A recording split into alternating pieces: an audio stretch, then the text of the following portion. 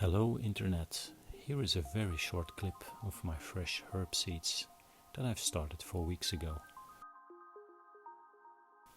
As you can see, I always apply bottom watering, so the pots will just suck up all the water they need and no more.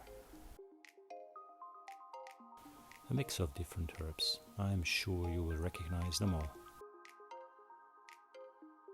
You can always type in the comments which one you recognize.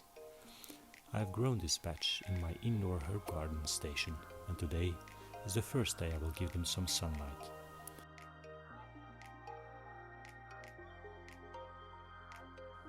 If you have any question, let me know in the comments, and if you enjoyed this video and you want to see more, don't forget to subscribe and hit the notification bell. Cheers and happy herb gardening!